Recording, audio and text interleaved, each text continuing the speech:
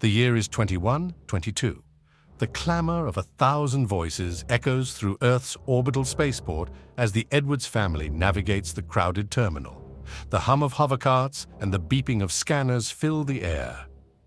Dr. Ethan Edwards, his salt and pepper hair gleaming under the artificial light, guides a cart laden with luggage, while his wife Lyra, her vibrant red hair a beacon in the crowd, holds the hand of their daughter, 8-year-old Zoe. "Dad, how big is our spaceship? Is it as big as a house?" Zoe's voice is filled with wonder. "Even bigger, sweetheart," Ethan replies, his laughter warm and reassuring. "The Nebula Seeker is about the size of a football field." "Remember, Zoe, this is a working trip for your father and me," Lyra reminds her daughter softly. "But we'll have plenty of family time, too." The PA system crackles to life. "Final boarding call for the Nebula Seeker, departure gate 42. The family quickens their pace, their footsteps echoing on the polished floor. As they approach the gate, a stern-faced woman in a crisp uniform greets them. Sound effect, adult female voice, professional. "Dr. Edwards, Mrs. Edwards, right on time. I'm Captain Amelia Chen. Welcome aboard the Nebula Seeker." Sound effect, adult male voice, respectful. "Captain Chen, it's an honor," Ethan replies, his tone reverent. "This is our daughter, Zoe." Sound effect, child shy voice. "Hello, Captain," Zoe murmurs, her voice barely above a whisper. Sound effect, adult female voice, softening. "Hello, Zoe," Captain Chen's voice softens slightly. "First time in space?" Sound effect, fabric rustling, indicating a nod. Zoe nods, her eyes wide. "Well, you're in for quite an adventure," Captain Chen assures her. "Let's get you settled." Sound effect, airlock hissing. As they step through the airlock, the hiss of pressurized air fills their ears. A tall, broad-shouldered man approaches, his footsteps heavy on the metal grating. Sound effect, adult male voice, professional. "Captain, pre-flight checks are complete. We're ready for departure," First Officer Reeves reports, his voice crisp and efficient. Sound effect, adult female voice, authoritative. "Thank you, First Officer Reeves," Captain Chen acknowledges. "Dr. Edwards, please secure your family for takeoff. We launch in 10 minutes. Sound effect, ship's engines powering up. The Edwards family makes their way to their quarters, the hum of the ship's engines growing louder with each step. As Ethan helps Zoe into her acceleration couch, the little girl's eyes widen with a mix of excitement and apprehension. Sound effect, child's nervous voice. "Dad, I'm a little scared," Zoe admits, her voice trembling slightly. Sound effect, adult male voice reassuring. "It's okay to be scared, Zoe," Ethan soothes, his voice warm and comforting. "But remember, your mom and I are right here with you. This ship is the best in the fleet, and we have an amazing crew. We're going to see things no one has ever seen before." Sound effect, adult female voice, soothing. "And just think of the beautiful music the stars will inspire, my little one," Lyra adds, her voice a gentle melody. Sound effect, countdown begins. The ship's computer begins the countdown, its voice echoing through the corridors. "Departure sequence initiated. All crew prepare for takeoff." Sound effect, rocket launch. As the countdown reaches 0, the Nebula Seeker surges forward, the roar of its engines filling the air. The Edwards family, along with the rest of the crew, embarks on a journey that will change their lives forever. Little do they know, the wonders of space are not the only things waiting for them in the vast, silent void. Sound effect, soft hum of spaceship engines. The Nebula Seeker glides through the inky void of space, its engines thrumming with a gentle, persistent rhythm. Inside the ship, the Edwards family emerges from their quarters, ready to explore their new home for the next 2 weeks. Zoe's eyes widen as they enter the bustling main corridor, her voice filled with awe. "Wow, it's like a little city in here." Ethan smiles down at his daughter, his voice warm and reassuring. "That's right, sweetheart. Let's meet some of the crew." Sound effect, laboratory equipment beeping. They enter the science lab where Dr. Samantha Patel, the xenobiologist, is engrossed in her work. She looks up, her dark hair tied back in a neat bun, and greets the family with a friendly smile. "Hello, I'm Dr. Samantha Patel. Zoe, have you ever seen a tardigrade?" Zoe's curiosity is piqued. "No, what's that?" Dr. Patel beckons her closer. "Come here, I'll show you." They're tiny creatures that can survive in space. Sound effect. Footsteps and door swooshing open. As they leave the lab, Axel Novak, the burly chief of security, approaches with a gruff demeanor. "Dr. Edwards, settling in all right? I'm Axel Novak, chief of security." Lyra greets him politely, her voice tinged with curiosity. "Nice to meet you, Mr. Novak. Is this your first deep space mission?" Axel chuckles, his voice deep and gravelly. "Not by a long shot, ma'am. I've been doing this longer than I care to admit." Sound effect. Beeping of navigation console. On the bridge, Yuki Tanaka, the enthusiastic navigation specialist, greets the family with a warm smile. "Oh, hello. You must be the Edwards family. Want to see our route?" Zoe's excitement is palpable. "Yes, please." Yuki points to a bright spot on the holographic star chart. "See this bright spot? That's our destination. A newly discovered star system." Sound effect. Communications chatter. Omar Hassan, the communications officer, looks up from his console, his close-cropped beard framing a friendly face. "Welcome aboard. Dr. Edwards, I may need your help later with the long-range antenna?" Ethan nods, always ready to lend a hand. "Of course, Omar. Happy to help." Sound effect, crew assembling. Captain Chen's authoritative voice rings out across the bridge. "Attention, crew, gather round for a mission briefing." The crew assembles, their faces a mix of excitement and anticipation. Captain Chen begins, her voice clear and confident. "Our mission is to explore the Epsilon Eridani system. We'll be the first humans to set foot on its planets. Dr. Edwards will lead the scientific survey, while Mrs. Edwards will document our journey through art and music." First Officer Reeves chimes in, his voice steady and reassuring. "Remember, this is a 2-week expedition. We're not looking for trouble, just knowledge." Axel mutters under his breath, his words barely audible. "Trouble has a way of finding us out here." Lyra leans in close to Ethan, her voice a concerned whisper. "Did you hear that? Should we be worried?" Ethan squeezes her hand, his voice soothing. "It's just Axel being Axel. Everything will be fine." Sound effect, ominous musical sting. As the briefing concludes, Zoe tugs on her mother's sleeve, her earlier excitement now tinged with nervousness. "Mom, what if we meet aliens?" Lyra kneels down, her voice soft and comforting. "Oh, sweetie, the chances of that are very slim, but if we do, I'm sure they'll be just as curious about us as we are about them." Little did they know their encounter with the unknown would come sooner and be far more terrifying than any of them could have imagined. The Nebula Seeker continues its journey, carrying the crew and the Edwards family towards an adventure that will test their courage, their resolve, and their very humanity. Sound effect, soft hum of spaceship engines fading out. Oh, sound effect, soft whirring of machinery. Late into the ship's night cycle, Ethan and Lyra Edwards work quietly in their quarters.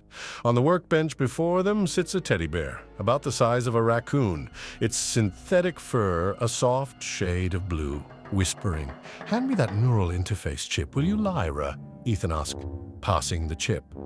"Here," Lyra replies, hesitating. "Ethan, are you sure about this? It seems excessive." Sighing, "I know, but after what happened on the Galileo mission, I just want to be prepared." Sound effect. Delicate beeping as the chip is installed. Ethan carefully inserts the chip into the bear's head, his fingers moving with practiced precision. Lyra watches, her artist's eye taking in every detail of their creation. Softly, "It is beautiful, what should we call it?" Lyra wonders.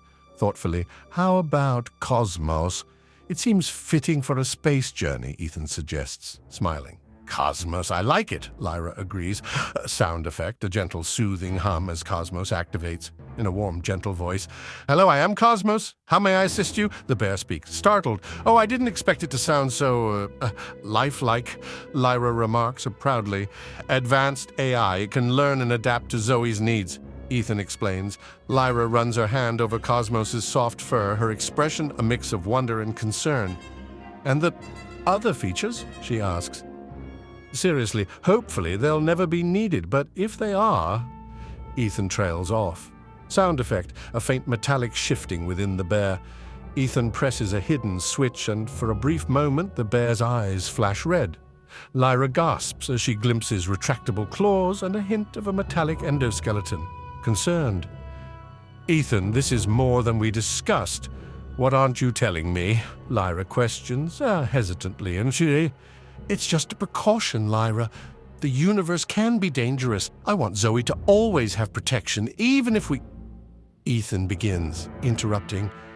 Don't even think it, Lyra cuts him off. Sound effect, a soft knock at the door. Sleepily. Mom, Dad, are you awake? Zoe's voice comes from the other side. Ethan quickly deactivates Cosmos, returning it to its innocent teddy bear appearance. Lyra moves to the door, gently.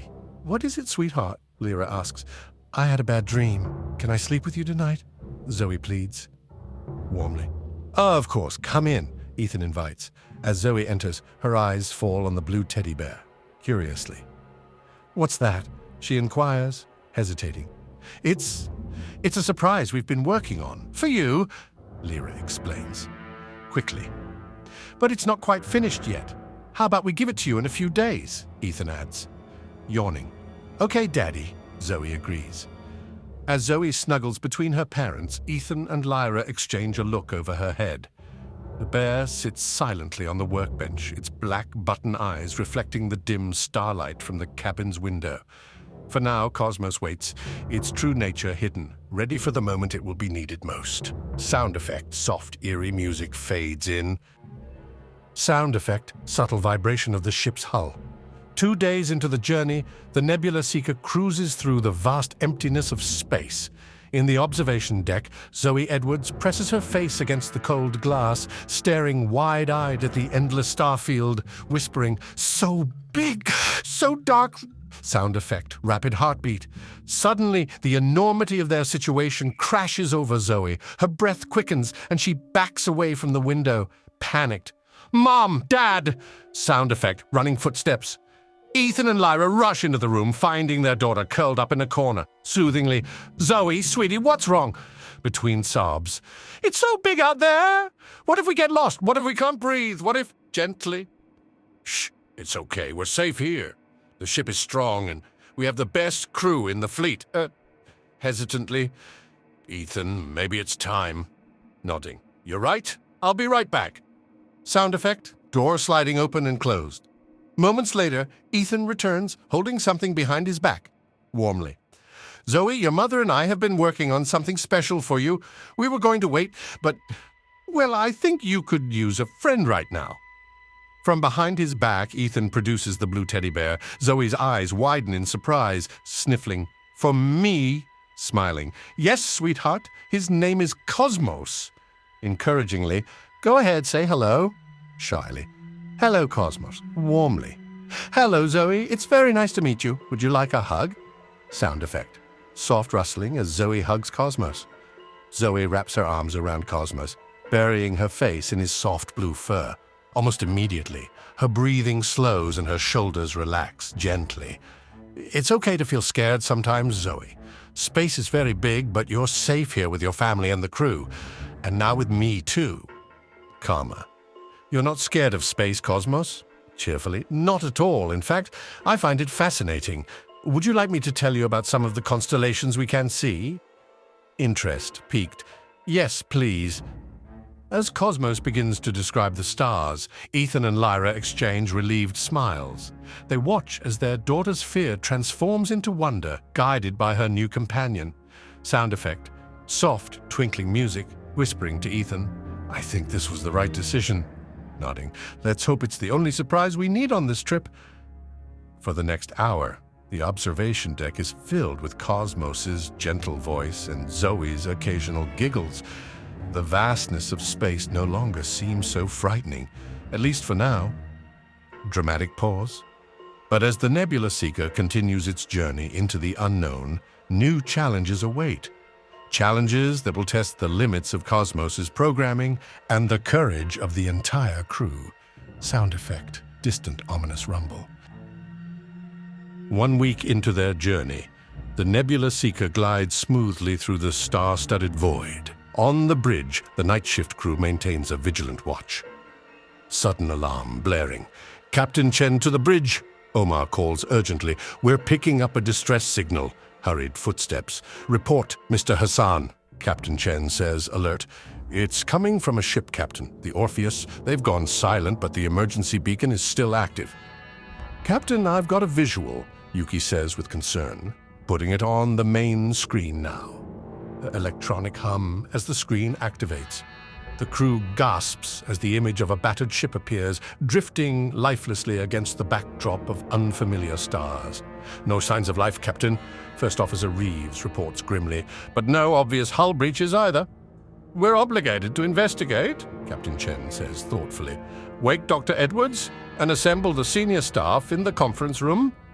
Indistinct chatter as the crew gathers. Minutes later, the conference room buzzes with tense discussion. Captain, I strongly advise against boarding that ship.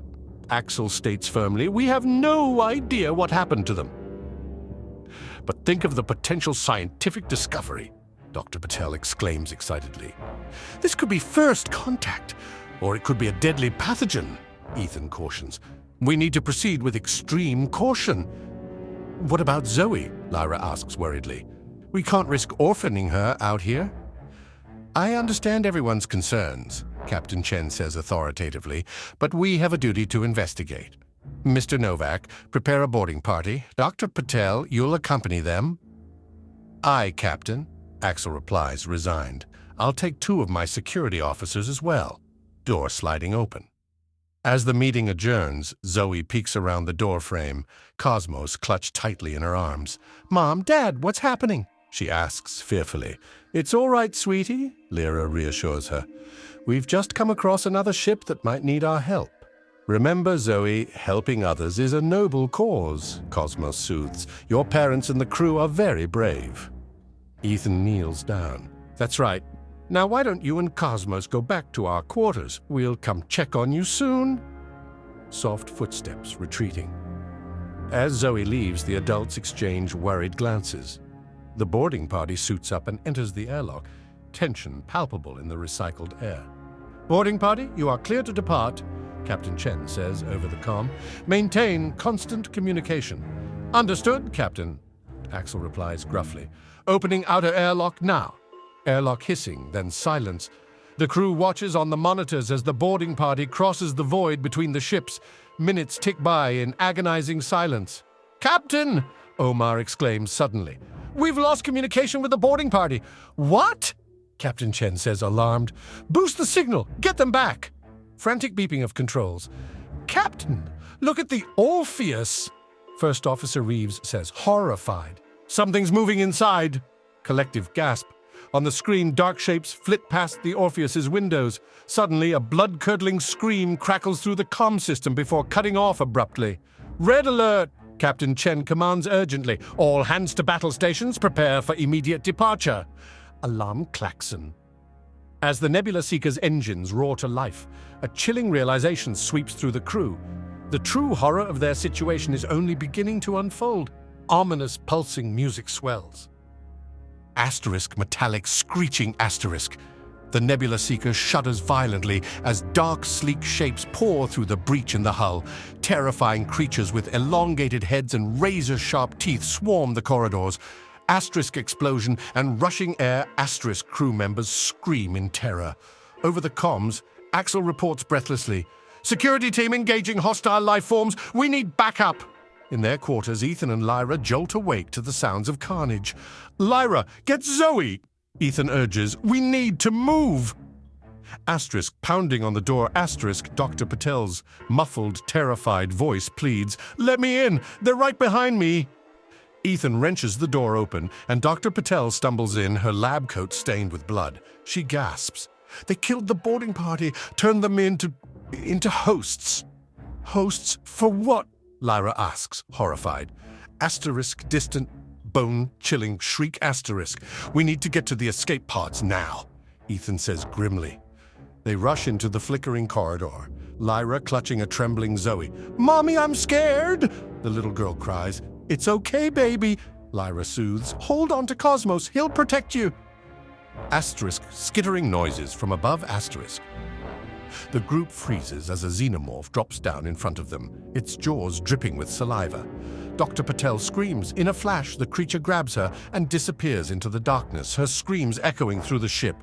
"This way!" Ethan yells desperately. "There's an access tunnel!" Asterisk metal scraping as a panel is removed. Asterisk! Ethan helps Lyra and Zoe into a narrow maintenance shaft. "Lyra, take Zoe and keep going," he says firmly. "I'll hold them off." "No, come with us," Lyra pleads tearfully. "I'll be right behind you. Go!" Asterisk xenomorphs approaching Asterisk. As Lyra and Zoe crawl through the tunnel, they hear the sounds of struggle behind them. Ethan's shouts mixing with alien screeches. "Daddy!" Zoe sobs. "We have to go back." "We can't, sweetie," Lyra chokes out. "We have to keep moving." They emerge near the escape pods. The ship shudders again, more violently. Over the crackling intercom, Captain Chen orders, "All surviving crew are to abandon ship. Repeat, abandon." Asterisk explosion in the distance. Asterisk, "We're almost there, Zoe, just a little further," Lyra says desperately. But as they round the corner, they come face to face with a xenomorph. "Mommy!" Zoe screams in terror. Suddenly, Cosmos springs to life in her arms, eyes glowing red, hidden claws extending. In a deeper but still gentle voice, it declares, "Protector mode activated. Stay behind me, Zoe." As the bear positions itself between them and the alien, Lyra stares in disbelief, realizing the full extent of Ethan's preparations. Asterisk, ominous music swells. Asterisk. Sound effect, mechanical whirring and alien hissing. Time seems to stand still as Cosmos faces off against the xenomorph. Zoe and Lyra watch in stunned silence as the teddy bear undergoes a startling metamorphosis. Sound effect, metal shifting and locking into place. Cosmos' soft blue fur hardens into sleek metallic armor plating. His paws extend razor-sharp claws, glinting in the emergency lights. His eyes, once black buttons, now glow a fierce red. In a deeper but still gentle voice, "Zoe, Lyra, please find cover. I will protect you," Cosmos says, shocked. What are you?" Lyra asks. Sound effect, xenomorph screeching. Before Cosmos can answer, the xenomorph lunges forward, its inner jaw shooting out like a piston. Sound effect, metal clanging and alien shrieking. With lightning-fast reflexes, Cosmos deflects the attack, his armored paw sending the creature sprawling. Firmly, "Go, get to the escape pod. I'll hold it off," Cosmos commands urgently. "Zoe, come on!" Lyra shouts. Sound effect, running footsteps and door hissing open. Lyra pulls Zoe into a nearby escape pod bay. Through the window, they watch the battle unfold. Tearfully, "Cosmos, be careful," Zoe cries out. The xenomorph circles Cosmos, its tail lashing menacingly. Cosmos stands his ground, servos whirring as he tracks the creature's movements. Calmly, "Your biological distinctiveness is fascinating, but I cannot allow you to harm my friends," Cosmos states. Sound effect, intense fight noises, scratching, clanging alien shrieks. The two combatants clash in a flurry of claws and teeth. Cosmos' armored body deflects the xenomorph's attacks, while his own strikes leave deep gashes in the alien's exoskeleton. Amazed, "I can't believe it. Ethan, you brilliant paranoid man," Lyra whispers. Sound effect, acid sizzling. The xenomorph's acid sprays across Cosmos, but the advanced alloy holds firm. Determinedly, "Your biological weapons are ineffective. Please cease your attack," Cosmos warns. Sound effect, xenomorph roaring. The creature, enraged, makes one final desperate lunge at Cosmos. With precise timing, Cosmos sidesteps and brings his reinforced paw down on the xenomorph's elongated head. Sound effect, alien death throes. Excitedly, "He did it! Cosmos won!" Zoe cheers. As the xenomorph's body goes limp, Cosmos turns towards the escape pod, his glowing eyes softening. Gently, "Zoe, Lyra, are you all right?" Cosmos asks, still stunned. We're fine." "Cosmos, how is this possible?" Lyra questions. Approaching the pod, "Dr. Edwards programmed me with advanced combat protocols and gave me this adaptable form. My primary directive is to protect Zoe at all costs," Cosmos explains, sniffling. "But where's Daddy?" Zoe asks. Cosmos' eyes dim slightly, and his voice takes on a somber tone. "I'm sorry, Zoe. I don't detect Dr. Edwards' life signs on the ship, but he left a message for you. Shall I play it?" Softly, "Yes, please," Lyra replies. Sound effect, Soft beep as a hologram activates. Warmly. Zoe, if you're seeing this, it means I couldn't be there to protect you myself, but I made sure you'd always have a guardian. Cosmos is more than just a teddy bear. He's my gift to you, a protector, a friend, and a piece of me that will always be with you. I love you, sweetheart. Be brave, Ethan's hologram says. As the message ends, the ship shudders violently. The battle for survival is far from over. Sound effect, alarm blaring. Warning, ship integrity critical. All personnel evacuate immediately, the ship's computer announces. Urgently. We must leave now. More xenomorphs are approaching, Cosmos warns. As Cosmos ushers Lyra and Zoe into the escape pod, they brace themselves for the next phase of their harrowing journey. Narrator. The escape pod tears away from the dying Nebula Seeker, alarms blaring as they hurtle through space. Their ordeal, however, is far from over. Lyra's voice trembles with fear. There's a planet nearby, but oh no. What is it, Mom? Zoe asks, her small frame shaking. Something big is following us. Much bigger than the other aliens, Lyra responds, her eyes wide with terror. A massive shape emerges from the darkness. A xenomorph queen, her elongated head adorned with a bony crest. A deep, guttural roar echoes through the void. Cosmos speaks with determination. I must end this threat. Lyra, take control of the pod. Cosmos, no, you can't go out there. Lyra cries out in alarm. The bear's voice softens. I must, to ensure Zoe's safety. It's why I was created. With a hiss of depressurization, Cosmos ejects himself into the void. The queen, sensing a threat, turns her attention to the bear. Cosmos, come back. Zoe's voice breaks with emotion.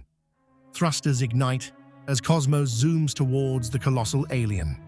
The queen's jaws open wide, rows of gleaming teeth ready to shred metal and circuitry alike.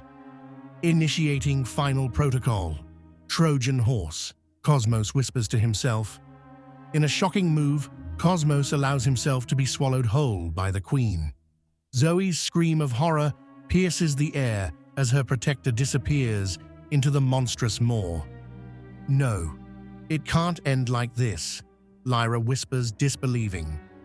Suddenly, the queen's movements become erratic.